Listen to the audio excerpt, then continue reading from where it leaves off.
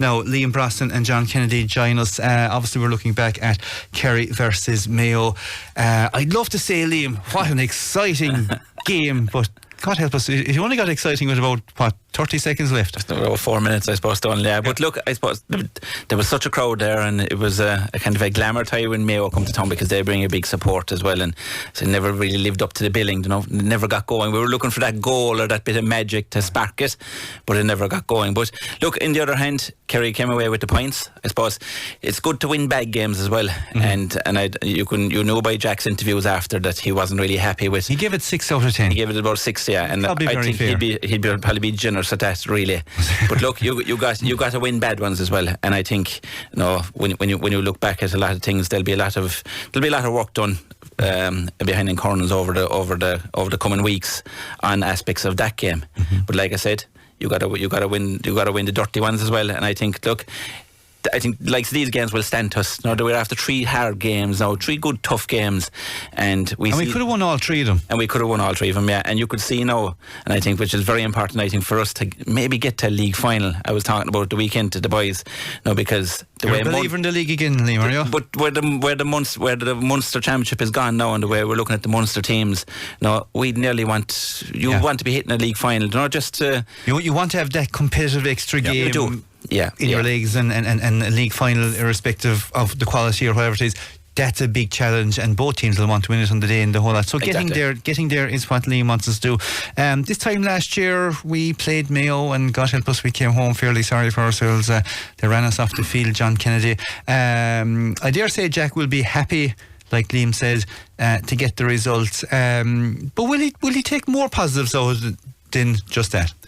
I think so. Look, it was, as Liam said, the atmosphere was terrible for some reason. Full house. It didn't ignite. It was a kind of a game we were waiting for something to happen. It was a lovely night. There was no rain. Yeah. But it rained for about 3 minutes. The 2 points were important, Donald, but I think the performance and positives again. I suppose Cillian Burke did very well again. He's on an upward curve. Obviously the 2 Cliffords were outstanding. Graham O'Sullivan again, Jason Foley. They played very well, these guys. He introduced a lot of fellas again. Mayo are always tough, regardless what team they've out. Very difficult to beat in the league. And I suppose, like, I'd agree with Liam. I think we need to get a league final now, because you look at the Munster. Look at where Cork are at. We're going to have no real test. And I think getting the league final, win or lose, it doesn't matter. I think we need that competitive game. It's the good thing out of it from Jack and the management team. There's a lot to work on. Particularly in the first half. Some of the shot selection wasn't great. We were ponderous on the ball. What does that come down to, John? I mean, we had a rake of wides. I mean, God almighty, with 7 wides in the first half, yeah. And they were running up after each other, and they were all kind of kickable wides. Yeah, but they kicked them under no pressure. I mean, you'd expect that maybe of a younger team, or kind of. But I mean, a lot of them guys that stepped last night, they had the experience of it. David Clifford references afterward, we kind of snatched at kicks that we really shouldn't have had. Where does that pressure come from? Well, I suppose, look, you're still in the heading into the third league game. Things. I presume a lot of the training that they're doing at the moment will be a lot of running and a lot of stuff like that. Whereas the kicking part of it they'd be doing a bit, but they wouldn't be doing a whole pile of it. It's rustiness and stuff like that. And you could see even Mayo in the second half as well, and whatever's about Tralee, I suppose, always playing into the horns end. There's always a funny breeze. Even at one stage in the second half, the breeze actually changed for Kerry's direction, heading down towards the other end. So but we looked a bit anxious to kick the ball over the bar. But look, I suppose we got the main one in the end. We knew who to go to, which is important, and what a kick it was. Yeah, let's talk about those 2 Cliffords back making their start for Kerry. Let's talk about Paddy first of all, because I suppose, to be fair, in my head I thought Paddy had a more influential aspect on the whole game. I know David got the player of the game award after. It was kind of unique actually when I watched it on Sunday on replay. Paddy giving the man the match to David. Maybe Paddy thought I deserve this. Maybe I don't know why you're getting it for that last point. But Paddy, let's talk about Paddy, stick on him. He kicked 4 massive points, but I felt he kicked the points when we were under pressure and we needed a score. He did, and he took the responsibility, Donald. He's a confidence player.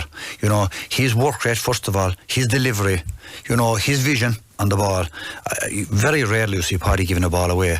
And when you need him most, then he'll pop up and score, like you said. And, we needed the scores when he got them.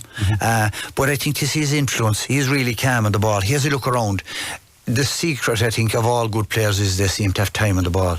And Paddy has it. He plays with his head up. He does. If any young fellas out there, just to watch Paddy, when he gets the ball, he's soling and he's looking up at it. He's scanning everything. Even when he's soling the ball, it's... And the amount of ground he covers, chasing back. It isn't seen maybe by people, but he does an awful lot of running off the ball, a lot of covering. But when he's on the ball, he really makes it tick. And some of the ball he gave in to David and Shawnee Shea were excellent, top drawer. Another man who quite surprised me, maybe covered an awful lot of ground defending as well, Shawnee Shea. I mean, he turned up in the full back line a good few times. I suppose it's not what we traditionally expect or traditionally see of Shawnee. He's a full forward. He's been put inside there. He gets his scores. He's our leading scorer, and he probably will be by the end of the championship as well. But he seems to have added a lot more to his game. He seems to be able to get around the field maybe that bit quicker too. Yeah, and you could see that from the Monaghan game, Shawnee had a different role. So maybe Jack is experimenting a small bit as well. They might be trying to build a kind of a defensive structure and trying to break something like what Derry have now at the moment, and they're building on it as well. So yeah, Shawnee is a fella that is, when you look at him now as well, he's running away freer than I've seen him in the last 2 years. He's athletic looking. He's the old, as I'd said, even though he's a young man, he's the old Shawnee Shea back again. He's what you expected when he was the minor coming through in Jack's first. The pace is back. He was able to get back defending. He was up the field. You could see there was a sprint back in him, and I think that'll only bode well for the latter stages of the championship. Because Shawnee's going to have a big say on what's going to happen to this Kerry team, himself and David inside the full forward line. It's going to be So John Kenny, that's 3 of the 6 forwards nailed down for the championship. Killian Burke won't be far off it, will he? No, he's an exciting prospect, to be fair to him. Is it the fact that of all the new exciting prospects that have come in, he has the height? He has kind of a lankiness about him. He's kind of he can get around as well. He can actually play a pass, and he can take a belt as well with the ball and not maybe spill it or lose it. Yeah, he can ride the tackle. He can take the belt. He's good in the air. He's distributing it well. Maybe the last piece of the jigsaw is to kick a few scores now, and that'll come. But I think coming out Saturday night, people were saying when you're playing alongside the Cliffords and Shawnee Shea, it has to give you great confidence. And they make the runs. He's doing that, and he's improving. He's still only learning. It's only his 3rd game, and he will get better. But he's another dimension to Kerry. He's able to win kickouts. He's good in the air. He's a tackler. He follows back as well. He puts in an awful lot of work. And what I liked about him was, I don't know if he spotted it, but he was telling fellas when they were pressing where to go. He was ordering, for a new guy coming into the Kerry team, and you would say he'd be quiet and do his own job. He was actually telling fellas where to go. So, and I think that's the player, Liam, that's going to make it. The guy that's confident, maybe bothering and cocky. I'm not saying Killian, but the guys that make it, they come in and they take it on. They're not waiting for it to happen, and they're not shy about it. And you have to be confident. And he is playing with confidence. And he's now. like the old wing forwards. He'll take his man on. I know at times he's going to turn over a ball, but we have to accept that. But I like it when he gets the ball, he's heading for space. He's certainly positive and it's heading up. Talks about Dylan Gainey. Another young player, maybe getting a bit overshadowed because we're all about Killian Burke. But if we didn't have Killian Burke, we'd be talking good things about Dylan Gainey. A point again the last night, contributing to an awful lot of scores. Very, very busy. Maybe not in the 6 when it comes to championship. People will say all sorts of things. He won't be too far after. That's my point. Absolutely, he will be one of those players that are in with a shout. And then you have the brother coming on for him then as well. So Dylan seems to be a guy that once he gets a couple more games under his belt and a bit more confidence. But his kick passing alone, even Saturday night, was for the score great. And I think when you have the likes of Shawnee Shea and David Clifford and all these fellas, you don't need Dylan kicking 7 and 8 points. No, but you would like to see Dylan kicking maybe 3 or 4 good balls into Shawnee and David and these fellas, and that's what we need. Is we need kickers out the field, and there will be times then, and Dylan will score, because there will be times when Shawnee and David will be double teamed, and it's going to create space. And he's again, he knows where the goals are. He's another player with confidence, very much so. The ball he gave to David before he was put. That was excellent. That was it. That was it was. You know, you saw that in the coaching manuals. And it was minimum effort, wasn't it? Minimum effort. You know, there was came no naturally. big talk. He came naturally. It went straight in. He put the ball ahead of him. Let's talk about a man in the forward line who has worked extremely hard in the last 2 games, Dara Moynihan. Maybe at times gets a bit of slack because, you know, he doesn't put up the scores and the whole lot. But for the amount of involvement he has in all those plays, he's always kind of there about the pass, the hand pass. He gets the ball, the scurry attack, the whole lot. He's improving. He is, and I think he's another man now in the Shawnee Shea role. He's running away freer. No, I thought last year he was. I know, is it just because he was out in the is the corner position suiting him and he's more freedom and he's getting out there. But he's a guy that seems to be way more busier. You know, the legs look to be running, and that's one thing we'll be looking at the way fellas are moving. And he seems to be buzzing around the place. You know, so Dara seems to be fit into that number 15 jersey, creating the space inside and coming out. He's doing the Paddy role that Paddy was doing last year, but Paddy's better out the field. You know, so John, Mayo have always had good midfielders. No matter what type of team they have, even go back to Willie Joe Padden's time, they could produce midfielders. They were tough. It was a place that they kind of actually owned. They probably owned a lot of midfield the last day. Yeah, they did. Both Diarmuid Connor and Jack Carney, tell us to an extent, you know, they did. I thought Diarmuid Connor was okay. You know, Joe Connor seemed to run out of pace a little bit, but you know, Joe's building up. I'd say he's building up the reserve of stamina, and that after coming back. Is that because the length of the injury? I mean, fellas get back, but it takes even a longer time to get back to where they were maybe pre-injury. It takes them a couple of months or maybe a couple of games, or dare I say maybe even a whole championship to get back to that level. It does, yeah, and different players, it takes different length of time as well, in fairness, you know, and Joe has done very well, and you know, I think that will be our midfield pairing for the championship, being honest with you. You know, they're 2 good ball winners, they're athletic, and you know, all these games, like Liam said, we're not sure what kind of training they're at the moment either. You know, you have to balance it. You block a training and you're winning games in the league. So that's why it's very difficult to judge in the league. Some days you go out and you see a team very fresh looking, they're flying. Next week they go out and they're stuck to the ground. Maybe it's what's happening in between. But look, Mayo always have good midfielders. They had no Shea's out around there as well, so they're always difficult. Owen McLaughlin playing around the middle of the field. But look, we in the first half midfield was kind of bypassed really. It wasn't a factor. But I think in the second half, you know, Diarmuid kicked a good point. I think that we had our moments, but we didn't dominate. But Mayo pushed up in the kick out then as well. Even when they went down to 14 men, they really squeezed us. And I think Jack wasn't happy with that either. We were under pressure trying to get the ball. Yeah, Mayo, to be fair to them, got very brave when they did lose the player. I mean, I suppose in fairness that they were 2 points down, 3 points down, different stages. They really went for it. The kick out, let's go back to that. Shane Ryan, he's been put under a lot more pressure this year for his kickouts, but obviously I suppose people are doing the stats and they know where they're landing the whole lot. He has to adapt the game again, doesn't he? He does, but I suppose your kickout is only as good as the fellas outside the field. To know what kind of movement we have with half-backs, cornerbacks, you know, everyone's got you can see at times some fellas are making the run, but it's only a token run. No, and it's they're looking for it, but they don't want it. You know, that kind of way. And we need guys who want to get on the ball. There was one kick out, I think it was in the 26th minute. He hit Dara Moynihan. If we can get this into the Kerry pattern, he hit Dara Moynihan one kick. Dara hit one kick onto David. It was over the bar. 2 kicks, it was over the bar, and it was a fantastic score, fantastic kick out because Dara just ran onto it. You know, but that because Dara was looking for it. So if we have more fellas like that looking for the kick out, it makes Shane Ryan's job a way easier. Yeah, and Killian Burke caught a massive ball. And after win.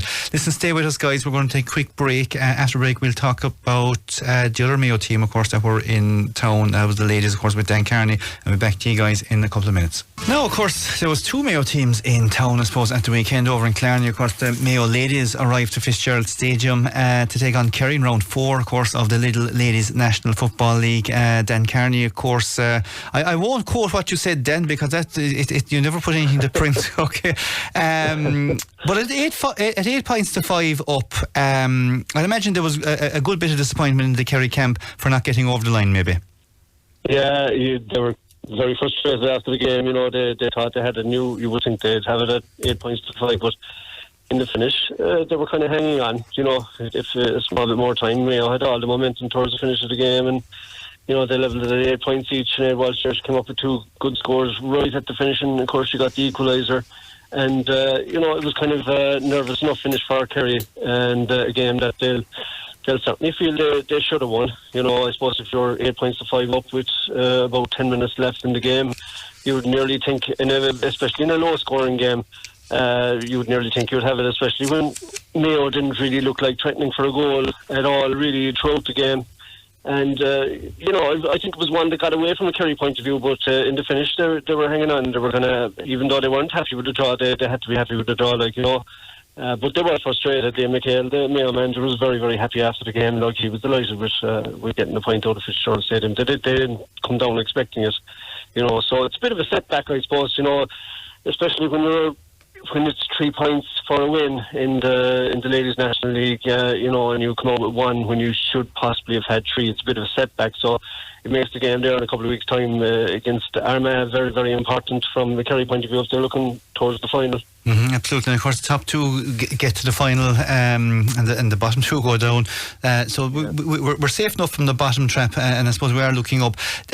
Looking ahead to them, I suppose, to be fair, if somebody said to Declan and Dara at the start of the year, lads, we'll give you 10 points for 4 games, will you take that? The answer is absolutely yes, and you'll beat Cork and you'll beat Dublin at a level of comfort. Does this result, in a sense, give them the opportunity now to go back into the dressing room and say, listen guys, we can kind of deflate the hype now a small bit. A team like Mayo came down, superbly organised, superbly defensive, but we're able to find the scores. Maybe this might actually be that part of the season, the pivotal part of the season, that might even kick him on further, maybe. Yeah, possibly. I would think that, like the lads, like you alluded to there, at the start of the year, start of this campaign, it was all about not getting relegated. But now you're at a stage where you have 3 games left, and you have the smell of a final in your nostrils. Like if you get a couple of results out of it, so it's very, very hard for the lads and for the management to gauge with kind of experimenting with the team or putting out their strengths. I feel at this stage of it, you'll be going up to Armagh in a couple of weeks' time. They're flying under Gregory McGonigal. They have 4 wins out of 4. And they beat Meath, of course, as well. Yeah, which was a huge surprise, really, because Meath were going well enough as well. So, if you get a result out of travelling to Armagh, which would be tough enough, granted, you're looking at a situation where, like, Meath have to go to Galway, and Galway are at the bottom table, but they're still thereabouts. They're still a decent enough team, and they could turn over Meath, and if you turn over Armagh, and you're looking at these kind of scenarios, so it's very, very hard to juggle it. I think that if I was the lads, I'd be putting out my strongest team and going for it. Why not? Okay. They're looking towards the championship. They're looking towards the Munster championship. But when you have a chance of making a final, I think that they should go for it at this stage. I know it's a hard juggling act, but I think put out their strongest team, start Louise Mayer-Hurtig and go for the juggler. Of course, it is a hard juggling act because Kerry made 8 subs last evening. Mayo made 4, I suppose, in the second half, and it does kind of find, I suppose, when you make that many subs, it takes a while for a pattern of play to come on. But the subs that came in, I mean, Ashley O'Connell, Niamh Carmody, Deneen, Lorraine Scanlon, Louise Mayer-Hurtig, Kelly Cronin came in after the first Mayo sub as well. That would suggest you that they finished with a stronger team, and still Mayo were able to canter those last 3 points. That might be worrying. Yeah, possibly, yeah, absolutely. But I suppose the other side of it is, you have 3 games where you're very, very impressive in the 3 of them, and you have 1 game where there's a bit of a blip. So, there's nothing really to worry about from that point of view. I thought, from the girls that started, I thought Eilish Lynch did really, really well. I thought Breed O'Connor did well, for the half that she was on. I mean, she's inexperienced enough at this level, but I thought she got on a lot of ball and looked good. So from that point of view, I would be happy with her. Niamh Conakor, she could have, Niamh could have finished with maybe 1-5, or 1-4, certainly. On another day. They did have 11 wides as well. I mean, I suppose that's the other aspect of the game. I mean, I suppose when a game ends 8-all, you look at crucial scores. But I mean, Kerry did have a couple of goal chances as well. So I mean, they were the better team for large chunks of that game too, of course. They were the better team, and sometimes you say 11 wides. Okay, that's not the worst in the world. But there were 11 nasty wides. they were bad wides, kind of open play wides, where you'd expect to be putting it over the bar. So the majority of them anyway. So from that point of view, you would be very disappointed. I remember, down to Declan Quill after the game, he said, "Geez, we have to work on our shooting." Kind of slightly tongue in cheek, but he meant it at the same time. They will be doing their shooting, I'd say, for the next couple of weeks.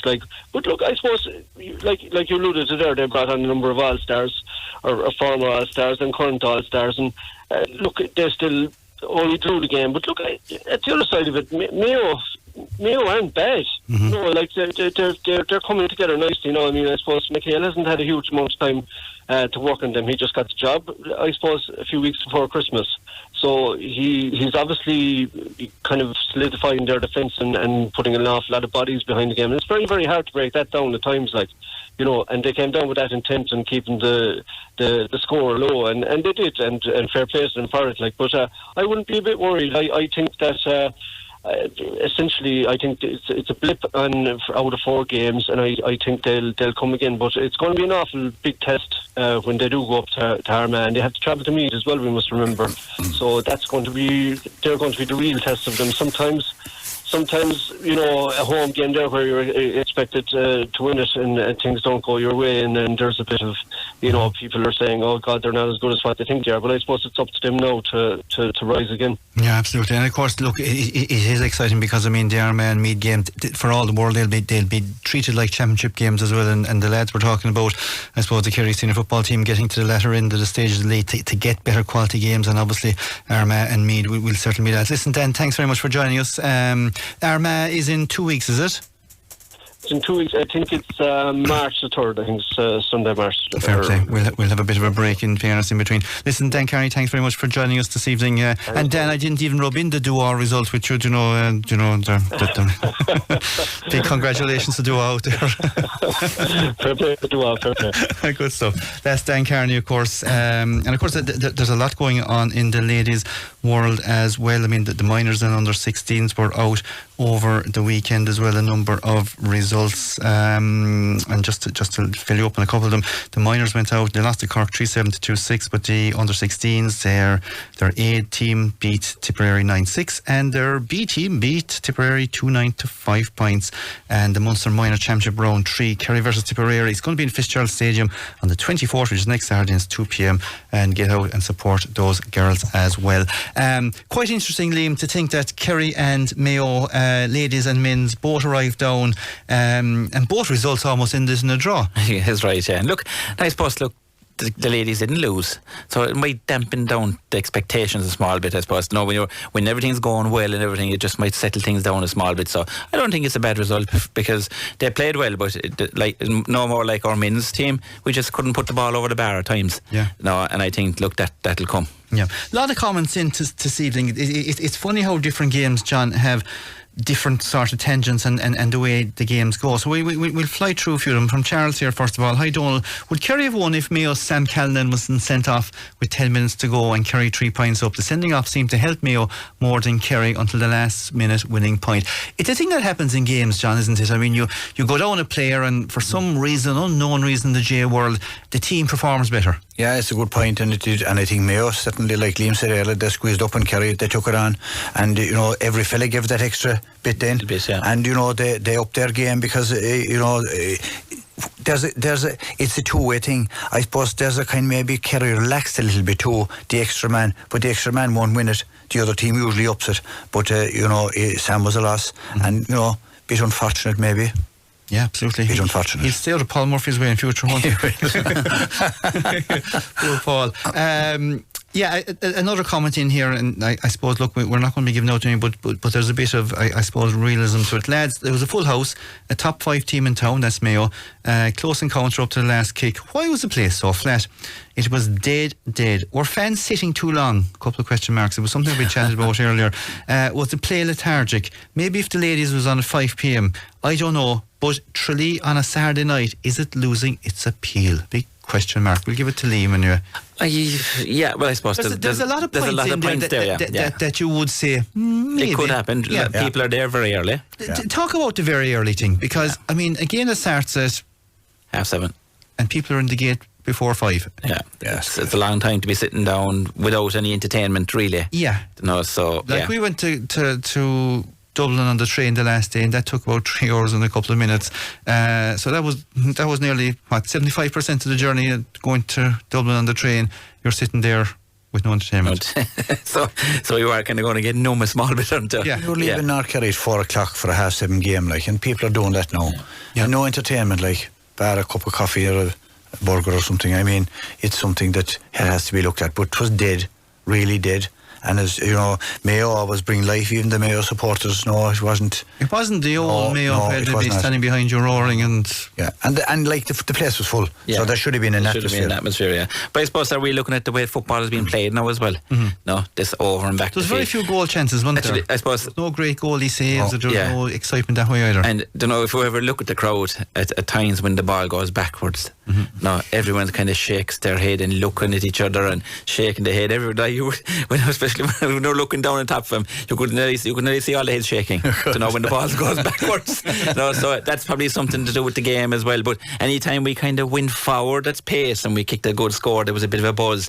But then again, the next few minutes, it was over and back to field again. So it's I suppose it's a lot of it is down to the way the game is played as well. It's not bringing an atmosphere to it. Yeah, Liam, a comment here from Paul. Something we kind of discussed the odd few times at games, and people might think you're being very finicky, but it is a fair enough point. Great to win a tight game, lads. Can you ask the boys why we struggled to win the throw-in for the start of the game and the start of the second half over the last number of years? Yeah. It can be the difference of 2 scores, and it can, because there's possession straight away. It is something that we're probably not as, I suppose, or are we just simply spoiled because we look at the midfielders we had over the years that just went straight up and caught it. It's not that catching game anymore, really, is it? But teams are working on it. You could see Dublin hit us in the All-Ireland final a couple of years ago with produced the goal. And produced the goal out of it. Aidan O'Shea, I saw it in the first half, and I took notice of it. It's a basketball move, basically.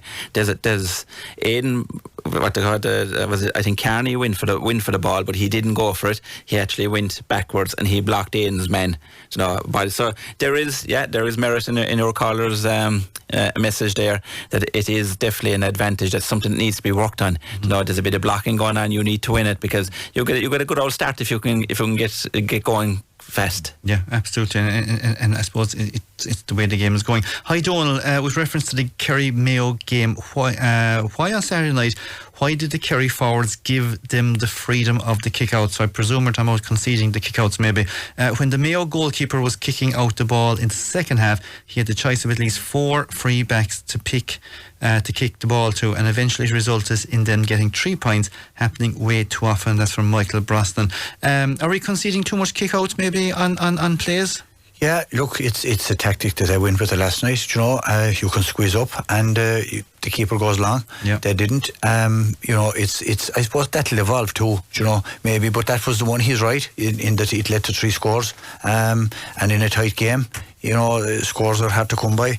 But it's you're damned if you do and you're damned if you don't. I think with the kick-outs, if you squeeze up and they go long, and you're open at the back. Yeah. Whereas if you have the house tight up the back. And I presume, John, that is where the stats people come in. There's data there telling them that, look, Mayo are a team that you concede the ball to because you can win more of it in midfield when they're attacking you. Dublin are a team that you squeeze up on and you force them to kick it along. And that's what the stats guys do in the back, and I presume all that's feeding in to the strategies as well. And that's what you live and die on the day, don't you? Do, absolutely. By picking what strategy you want. Right, nice angry man. Maybe not, might be a nice man. Hi, Donald. Kerry were lucky to get away with that win. They were 3 points up and they should have kicked on. Mayo had a man down. What's wrong with this Kerry team? They were the same last year in the All-Ireland. They were 3 points up and couldn't kick on and lost the game. Goalie Shane Ryan is kicking out the ball and the boys are kicking it back to him. You mentioned that already, didn't you? The ball going back. What kind of coaching is going on? Nobody can kick the ball over the bar from 40 yards, bar the 2 Clifford boys. They had 7 wides and 5 of them should have been scored. They could have had Mayo outside the gate at half time. They were fumbling and fobbling with the ball, and Dublin will give them a good, I don't know, was it hiding, but anyway, it's a beating Saturday night if they don't cop on. So fair warning out there for the coaching. If you don't cop on, there's a big beating coming down the line. Let's pick different points out of that comment, and listen, thanks for your comment. All comments are appreciated. we really should have kicked on. We were 3 points up. It was a game I never felt we were going to lose at any stage. Even when they got level, I felt we still had control of it. Are they the kind of games that you kind of play in second and third gear, and this game was played in second and third gear, John? I think so, Donald. Like a lot of very good points there by your listener, but look, I felt we were never going to lose the game. But it was a game that we should have kicked on and we didn't. It was just hard to analyse it. If you would ask why, what went wrong, we get a few scores, then Mayo would come back and it was to and froing. And I think that, the sending off gave Mayo that fillip to go on. I think if Sam Canlan wasn't sent off, we probably won by 3 or 4 points, being honest. But look, Kerry just went back into the shell and, Mayo took it to them and it took a great score by David Clifford. But I think the most important thing is, the 2 points the last day, you're easing yourself away from relegation. Now suddenly, you win in Croke Park and you're in the hunt for the final spot. That's how close it is. So competitive, and there's no easy match. Even Roscommon, who are down at the bottom of Galway, beating Tyrone. It just goes to show you, it's so competitive. It's the attitude you have going out, what you've done in the week previous, and I'd have to agree with your listener as well. A lot of fumbling the last day from players that you wouldn't expect. When you see the likes of Gavin White, fumbling a ball coming out, normally he doesn't do that. Did the last night. The first touch wasn't good.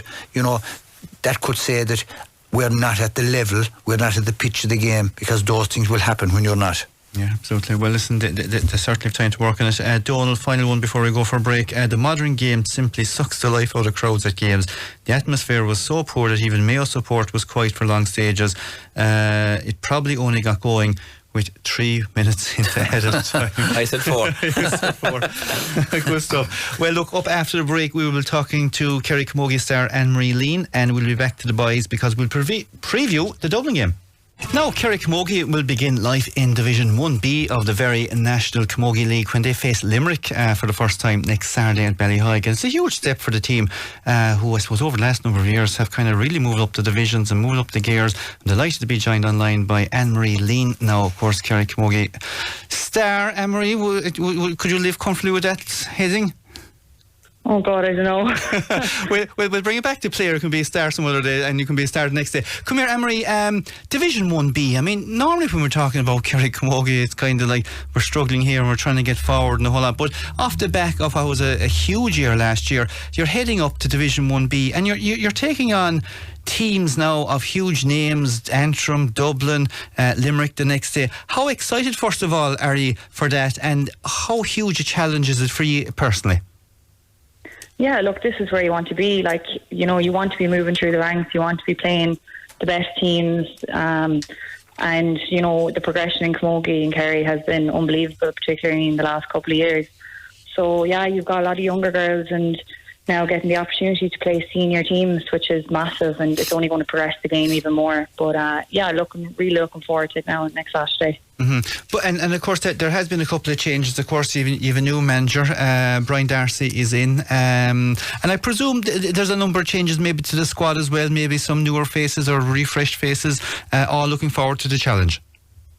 Yeah, no, brilliant, Brian, and he's got a great background team there with him.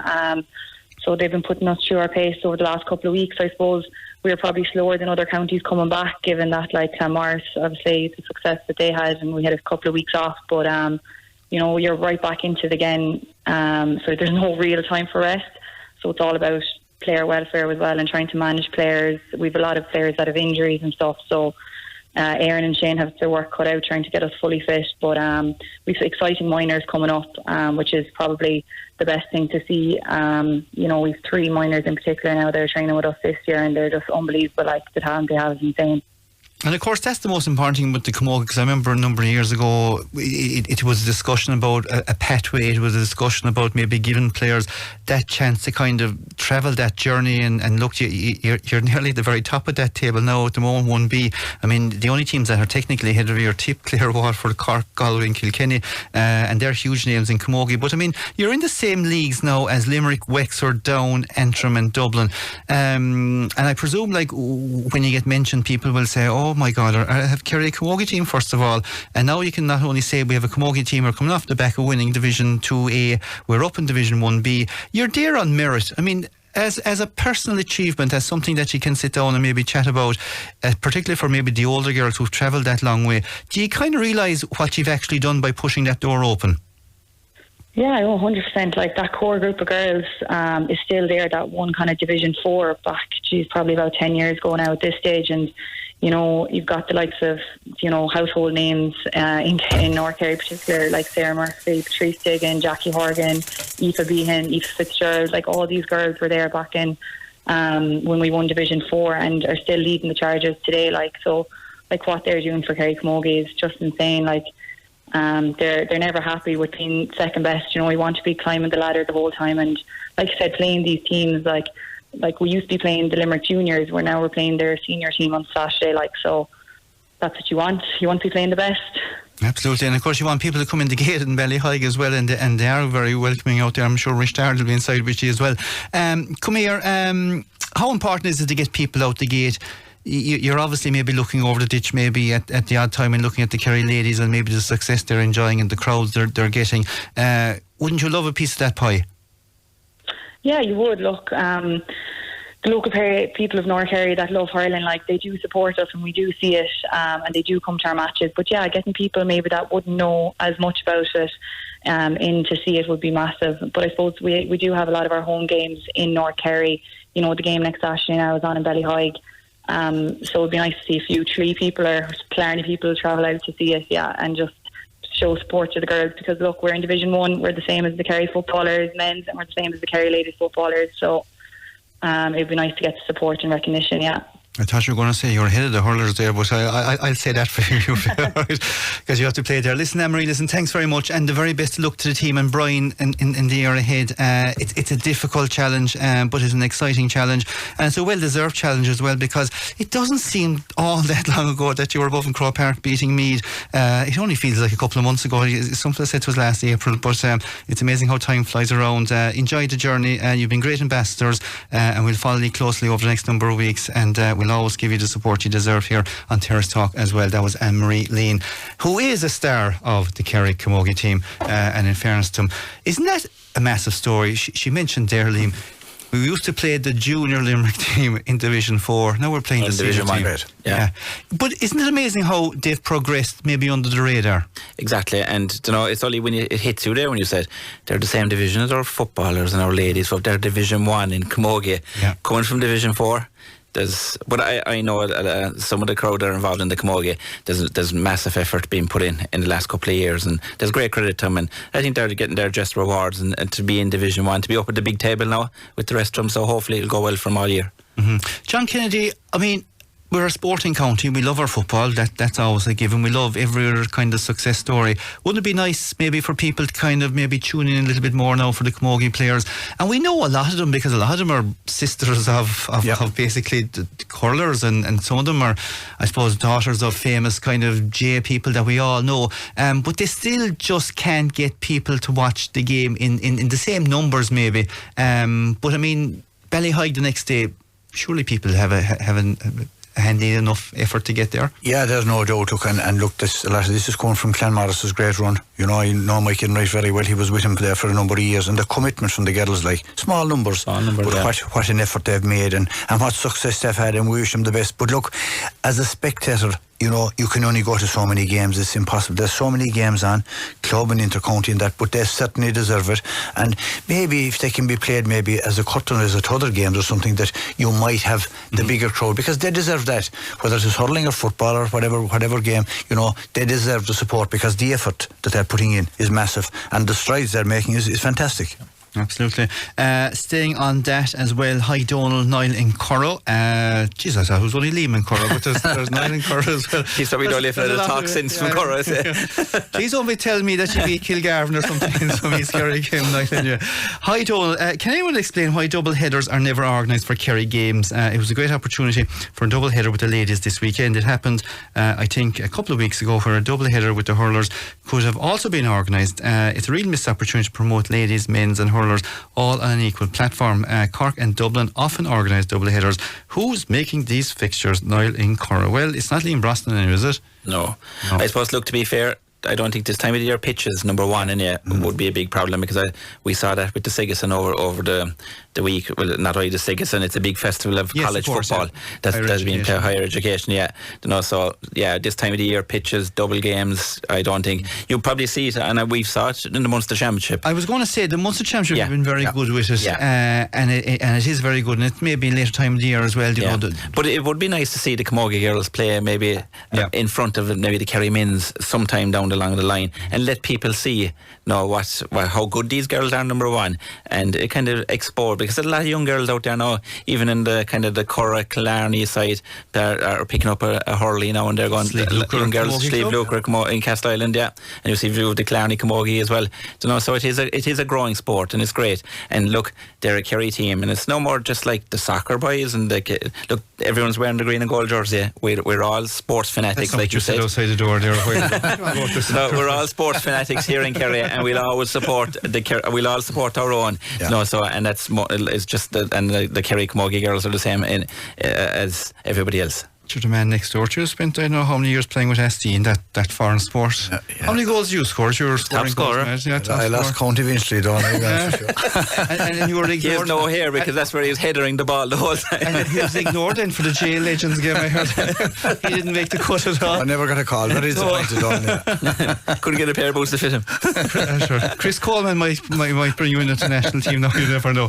Come here, Donal, will sense ever come into it? Why wasn't the women's game played before the men's game? Same answer, I suppose, really.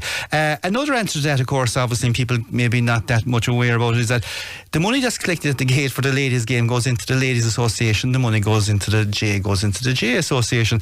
And in fairness to Kerry ladies, that they've put an awful lot of effort into kind of promoting the games, and they're getting bigger crowds, and obviously bigger crowds means there's probably a few extra bob coming in the gate, and that money is reinvested back into that association. It's being reinvested back into the clubs.